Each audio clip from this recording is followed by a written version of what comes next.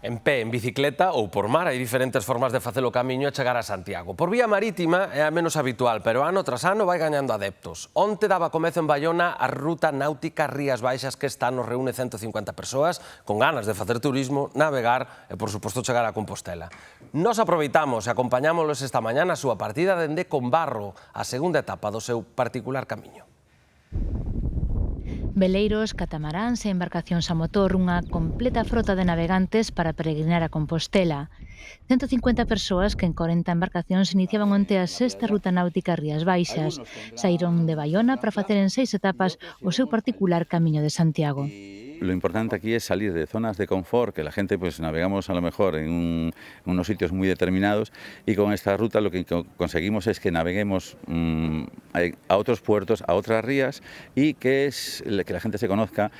Inspirada nas antigas rutas marítimas utilizadas polos peregrinos que chegaban a Galicia desde diferentes puntos de Europa, esta ruta permite percorrer algúns dos enclaves máis emblemáticos do noso litoral. Combinan navegación, patrimonio, gastronomía e tradición xacobea, e o máis importante, permite aos participantes acercarse a unha experiencia única. Está a ser fantástico, estamos a descobrir as rias e descobrir coisas que não julgávamos que existissem.